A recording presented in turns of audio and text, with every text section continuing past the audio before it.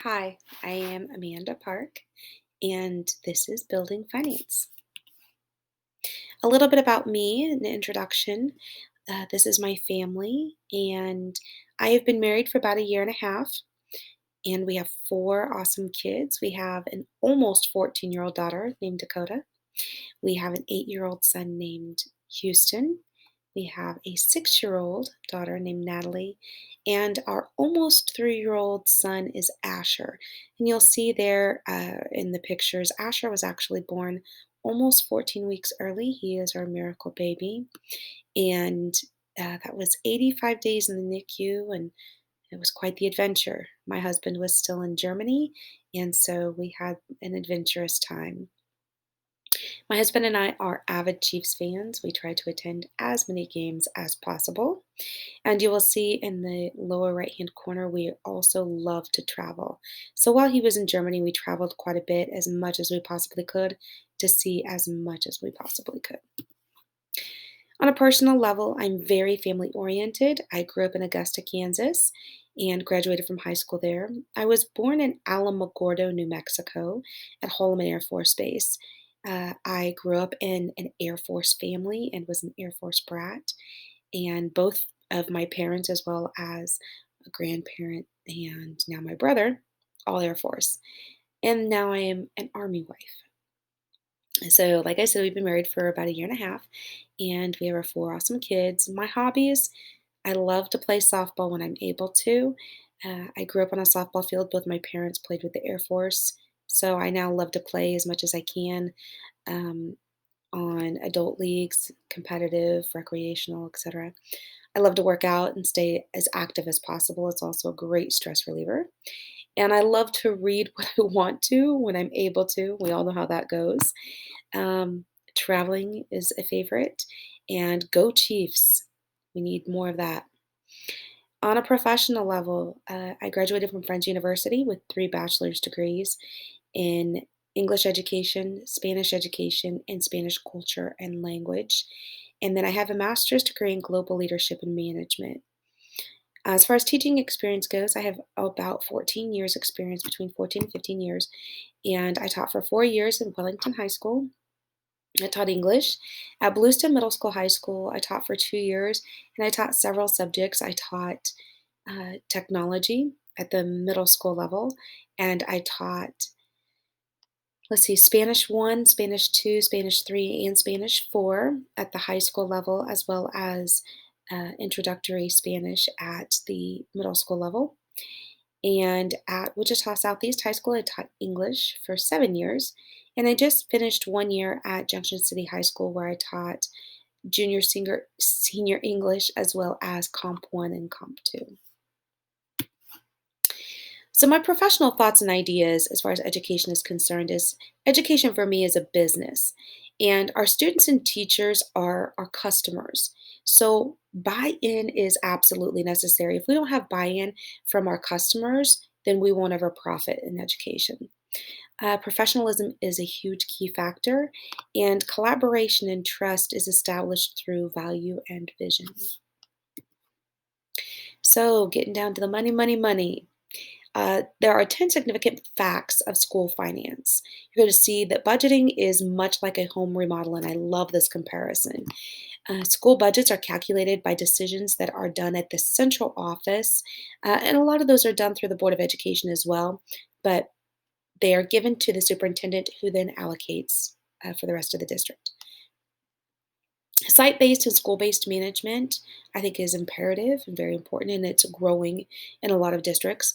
Rules for school principals today, financial responsibilities of principals, financial management of principals, and those responsibilities and the management are going to be a bit different. School finance reports, financial accounting tools for schools, the funding formula, that's a fun one, and common myth.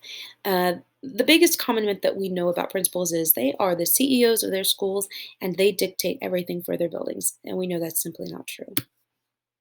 So, first of all, budgeting is much like a home remodel. I love this comparison. There are going to be structural issues that you have to consider when doing a home remodel, but there's also going to be structural issues we have to consider when we look at budgeting for school finance. The availability of funds is a huge part of what we have to consider for the budgeting. How much money is there to work with? A multitude of decisions are to be considered and to be made. So, when we're remodeling a home, we have to make decisions on color schemes and materials and so forth. And there's going to be a lot of those decisions that have to be made when we're budgeting for school finance. All of these things are going to work together to institute and implement a specific plan. So we know we have vision, we know that we have missions, and we know that we have a specific plan in each individual building within a school district. With that being said, our budgets need to reflect that. And just like any home remodel, or if you're building from scratch, anything can pop up at any given time. And that's to be expected with anything. But it's also to be expected with school budgeting as well. School budgets calculated by decisions through the central office and the superintendent, and then they are allocated from there. So there's going to be a set number of teachers and other full-time staff, and those are allocations that are made from the central office. And a lot of times those are done through the Board of Education or the superintendent. Um, there's also going to be a predetermined curriculum, and that's also going to be a decision that's made by both the Board of Education and the superintendent. There are part-time supports, school administration and office staff, and custodial maintenance schedules and staffing. Now, we'll see that some of those things can be allocated as decisions to be made at the building level. But for the most part, these are decisions that are made at the central office and then allocated down. Site-based and school-based management. Now, this is where I'm talking about if it is possible that some of those decisions are actually made within the building themselves. Um, and this is a system in which the autonomy at some level is given to principals. So we're giving a little bit more decision making, a little bit more power back in the hands of the principals of their own individual buildings. And they are then able to lead their budgeting processes. And the reason this is such a good idea, it is becoming a better processed system and is becoming a bigger benefit to a lot of districts is that principals already know and understand the needs of their buildings. And so when you give them the authority to make decisions based upon those needs, they're going to be better able to fulfill the needs. Resources are allocated to individual sites and areas. So when we have principals who are budgeting for their own buildings, we are able to give resources where they need to go. Again, we're fulfilling the needs of the building. It creates a situation better suited to research and development in order to test new strategies. And I really like this because, again, I'm a numbers person. I love data. And so when we look at research and development for any new strategies that we might need, when we put those types of things in the hands and the decision making in the hands of the principals in their buildings, they're able to see an overview of that building as a whole. And then we can take those numbers and that data and we can transform it in any way we need to create better strategies to improve what is already going on. Or we can look at it and say, this is really doing well and is already improving, and it might be something we can pass on to other principals. It creates a culture that is more services based, where central services are based on quality.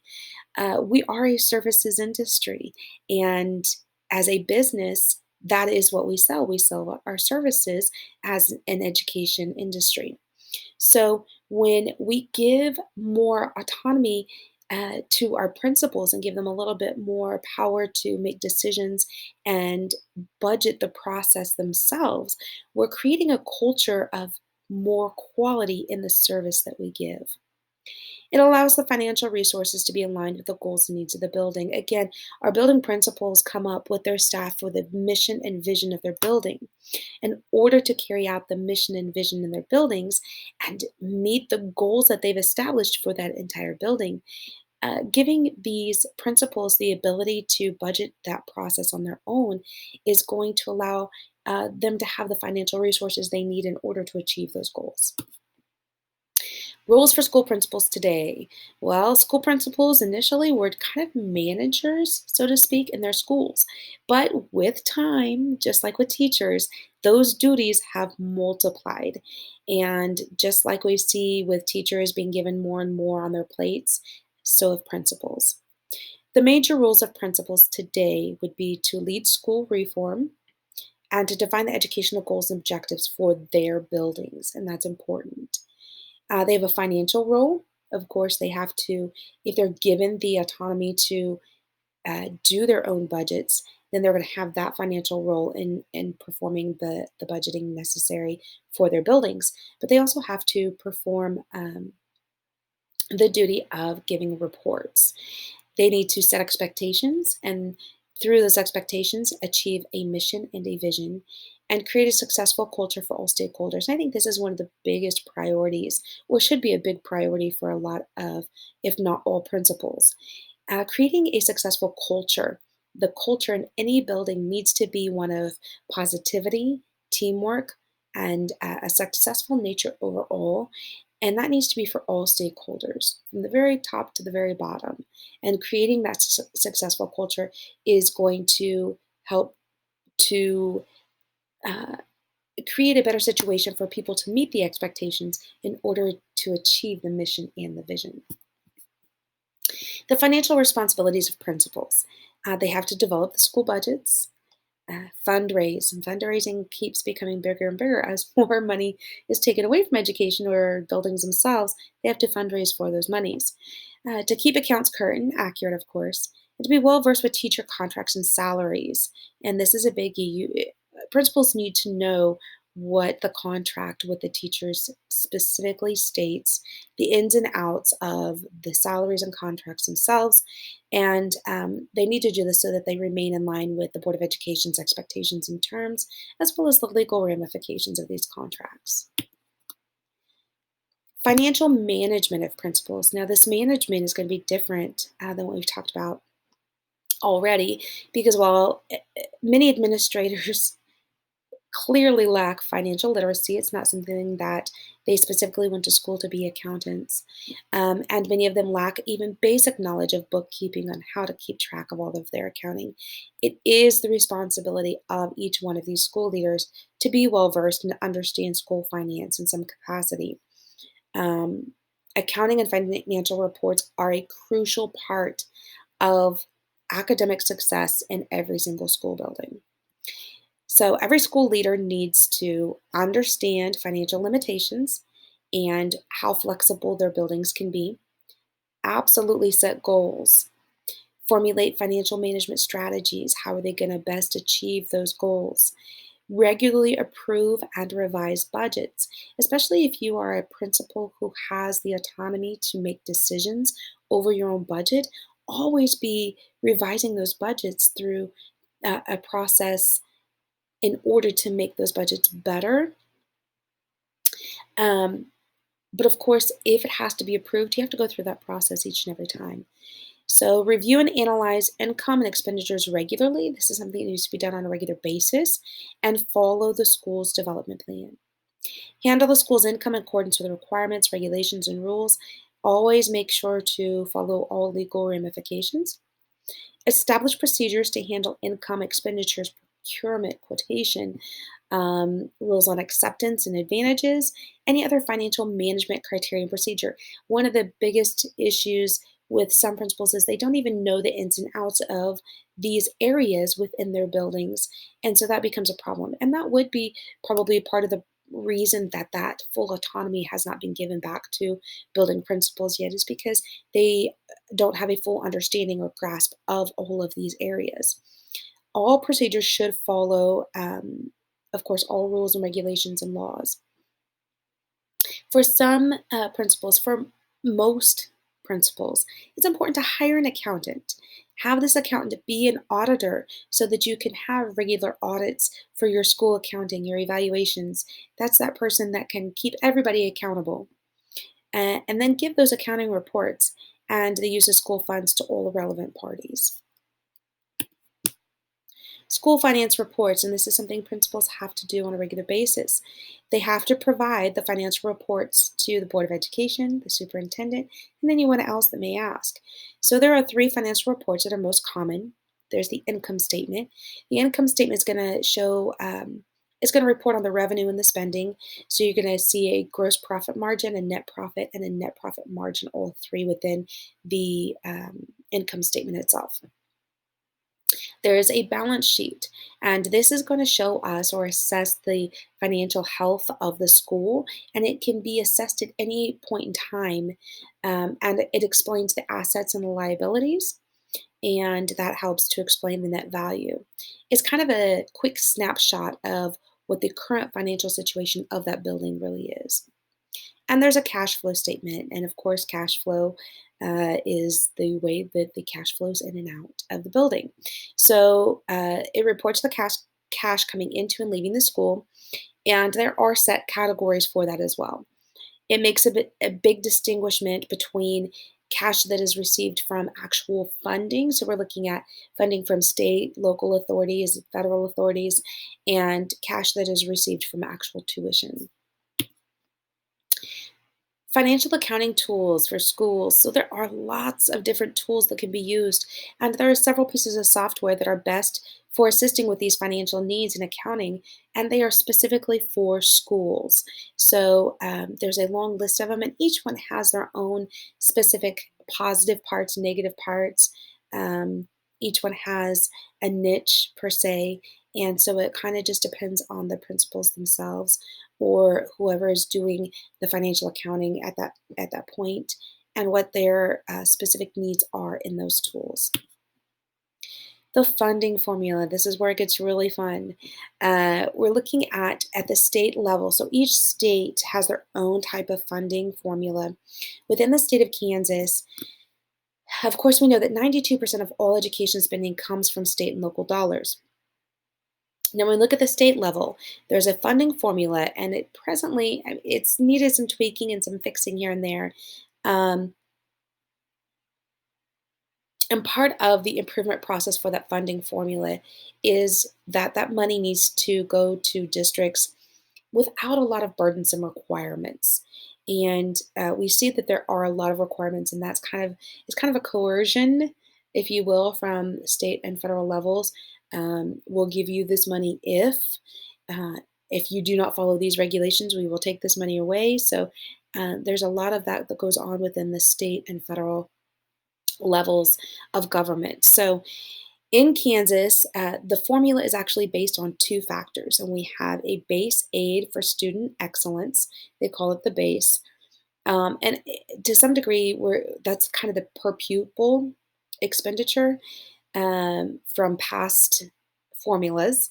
The weighted full-time equivalent enrollment of each school district, that's going to be your FTE, and the total amount of aid school districts are entitled to is determined by multiplying the base by the FTE.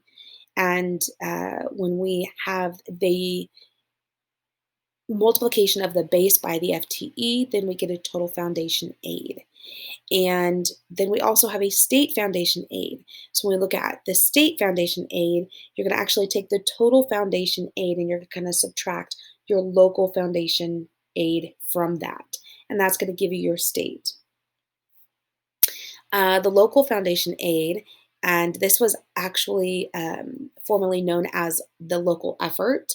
And the local effort includes unencumbered balance of district general fund, certain grants that are received by the districts, special education state aid, and special education state aid. Those are going to be monies that are very particular on how they can be used.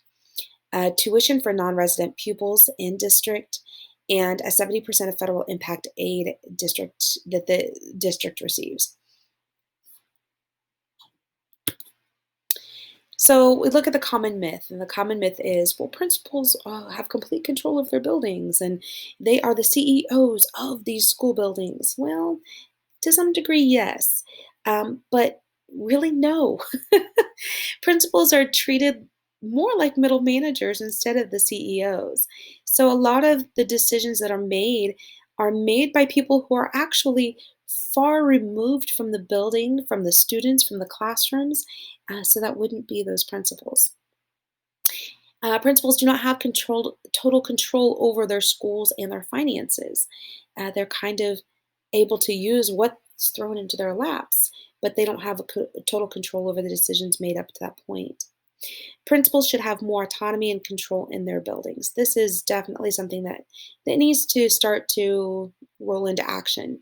And the reason for that is that research shows that when you limit the school level control over budget decisions, uh, you're creating inefficiencies.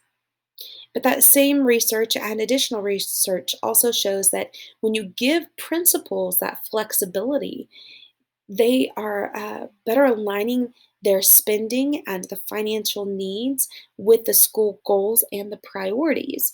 And so those meet together a little bit better, and we create less inefficiencies.